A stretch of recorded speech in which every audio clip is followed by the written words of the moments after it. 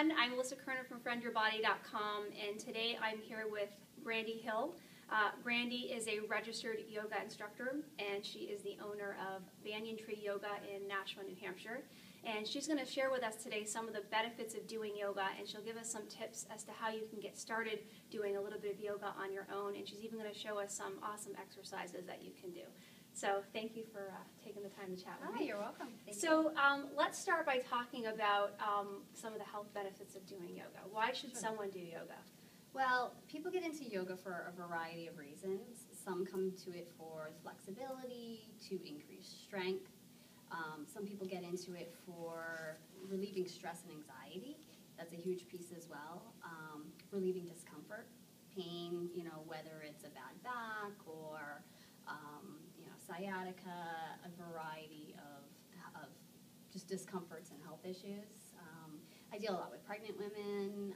There's a whole host of issues pregnant women experience. So, and some people are just looking for something to guide them, kind of carry them through life, like give them that spiritual piece that they're looking for too.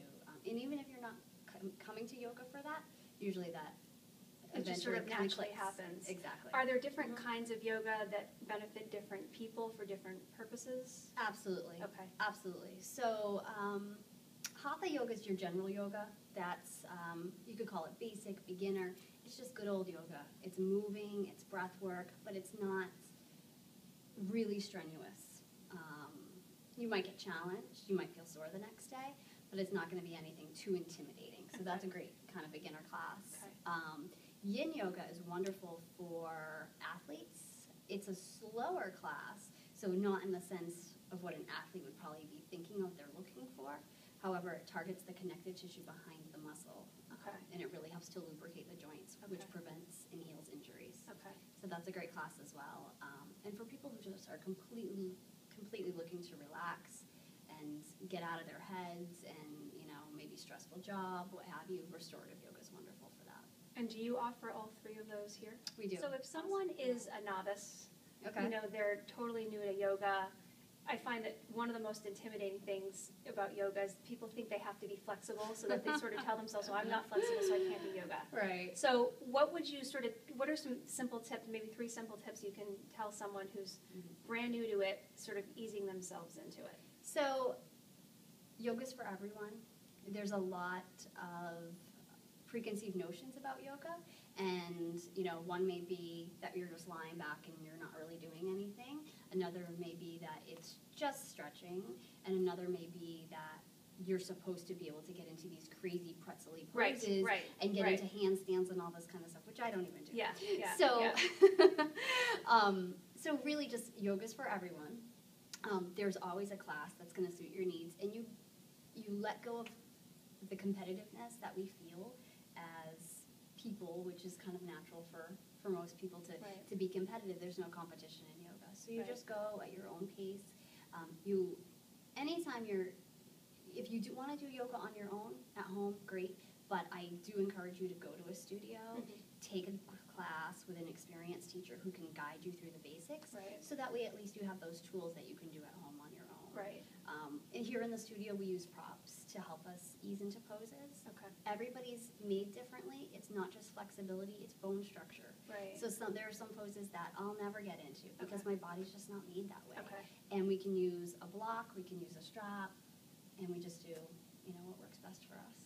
That's one of the things I love about yoga is that there is something for everybody. And it's a very good idea. I agree with a lot of exercise, different types of exercises. It's to work with someone who's experienced. So even if it's not taking a class, a better thing would probably be to hire you privately. And say, can you put together something customized for me? And I'm assuming that's something that you do as well. Private. I just did that this week. Awesome. So can you show us maybe 5 simple moves that we can do on our own? Sure. Yeah.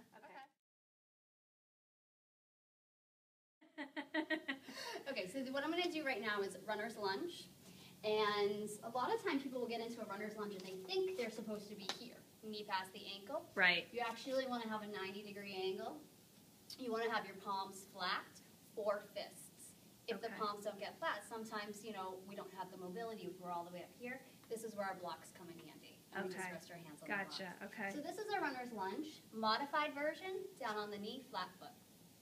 Okay. A lot of core strength here, so a lot of flexibility. And then from here you can get into another pose, which is called crescent lunge. So you could come up onto your thigh. A lot of core strength here, a lot of balance. So you could stay here. You could deepen and extend your arms up towards the sky. So in our yoga practice, we're always lengthening, creating space. And then another way to deepen is to curl the back toes and extend the leg. So just an example that there's so many different variations of poses to do what feels good for you. So I'm going to come all the way down, and then I'm coming into downward facing dog. A lot of people know this pose. Kids love this pose. Yeah. So curling the back toes, extending the hips. A lot of people think the heels are supposed to touch the floor here, and they don't need to. They probably won't for most people. And you should feel a nice opening between the shoulder blades. That's good to know, because when I've done this pose, I can't get my feet to the floor. I'm thinking, Right. am I doing something wrong? Not at all. Okay. Not at all. Another thing to do here is just alternate pedaling out the feet. So that helps to open up the hamstrings. So people who have wrist issues, this may not be a good pose for them. Carpal tunnel. An option would be to come down onto the knees. Bring the forearms together, or bring the forearms to the floor, and then coming into dolphin. So this is a little bit more core work, but it takes that pressure off. Right. And then our resting pose is child's pose. So sitting all the way back towards the heels, resting the head down. So you can do child's pose just to relax the back. You can do child's pose if you have any indigestion, so it really helps a lot in digestion. With the head below the heart, it helps to invoke that relaxation response. So a nice calming pose. And then we'll come all the way up. So this is table. And then you could do a couple of cat stretches. So this helps to lengthen through the back. This is a nice warm-up. So you're creating space in the spine, warming up through the core.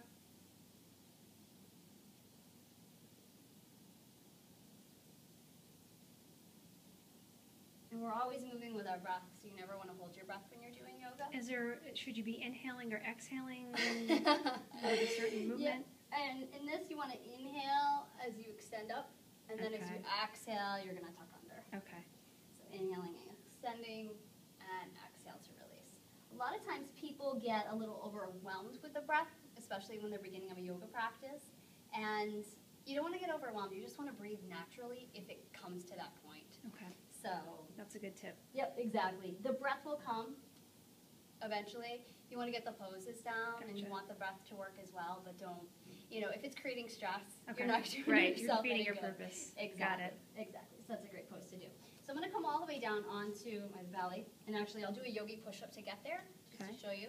Okay. And so elbows back behind you. You lower all the way down towards the floor, and then lower. And so just taking a back bend, you can lift up through the crown of the head. You can come to a baby back bend, just nice and low. You could come up a little bit higher, pressing through the palms, cobra. Or you could come to upward facing dog. So upward facing dog, you lift up higher.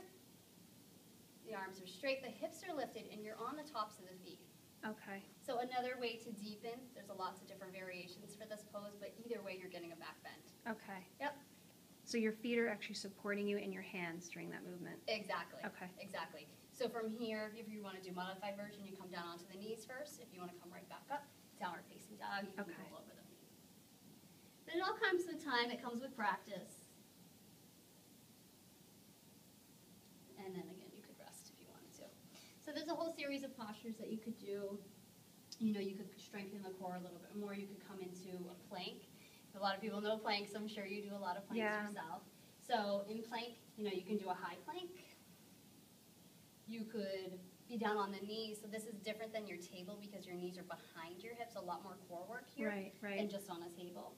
And you could take a side plank. So in side plank, maybe you're here and you're just rolling to the one side. You're finding your balance. Or you could come all the way up. So the arms are straight, the legs are straight, arms extended. And feet are stacked? Yep, feet are stacked, extended.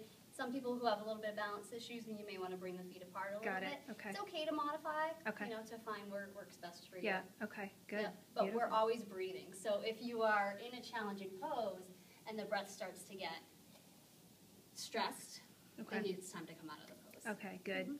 And then how many sequences should someone do if they want to do those exercises? Should they go through them one time, a couple times? What do you recommend?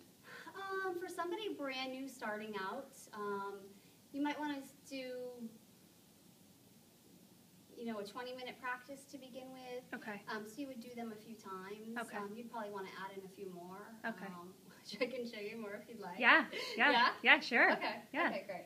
So we'll do what's a sun salutation.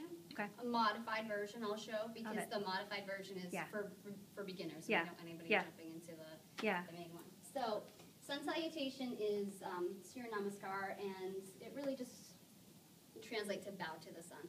Okay. And it really helps to energize the body, the chakras, the energy centers, from the root all the way up to the crown. So you inhale and you extend all the way up towards the sky.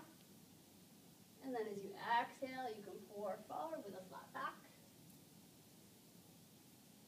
Inhale, extend and lengthen, so hands just below the knees. And then exhale down. Stepping both feet back to that plank. So that's the high plank. Modified version, come down onto the knees. Lower down. Inhale, lift up. Take that cobra. Exhale, lower. Rising to your table. And then downward facing dog. Curl the toes, lift the hips. So from here, you can take the right foot between the hands. Again, coming to that runner's lunge. Remember, we started there in the beginning. Modified version, you'd be down on the knee. You might have blocks. And then you can take a giant step forward or as many as you need to bring the feet together. I like to release through the neck at this point, so you might nod the head yes. And then side to side no. And then slowly roll all the way up. So you could pause, take a deep breath or two, and then do that again on the other side. I'm feeling very relaxed just watching you. I'm not even doing any exercises. I'm like, this is very relaxing. It is. Yoga is a beautiful thing because it's relaxing, but it's energizing at the same time. Yeah. And, you can use a mat, you can use props, but you don't really need anything. Right. You can do it anytime, anywhere. That's what's really great about it. And that's what I like to do too, is I like to give people tools that they can do throughout the day, especially for somebody that does come in and says, oh, my back's really been bothering me. Okay, well, you sit at a desk all day. Right. Add in some desk yoga. Sit Right. in your chair, lean side to side. Right. Modified down dog is actually an amazing pose. I'll show you that real quick. Yeah, if you don't that'd be mind. great. Anybody whose low back bothers them, and it may not be easy to kind of get right down on the floor and do a down dog wherever you are in the office. Bring your hands to a chair, walk the feet back, lift the hips, and drop. So you could do this, at a bathroom, a sink, kitchen counter, on your desk at work, on a chair, wherever it works for you. Yeah, that's But that's great. a wonderful pose. It, Yeah. It releases the low back and really widens the shoulders and gets into Excellent. that space there. Awesome. Great. Thank Great. you so much. This Oh, is you're awesome. welcome. Thank Great. you. If you enjoyed this interview and you'd like to see more interviews or get some more health and fitness tips, be sure to subscribe to our YouTube channel. And if you haven't already, go to friendyourbody.com to download your free Get Fit Starter Pack today. I'll talk to you soon. Have a great day.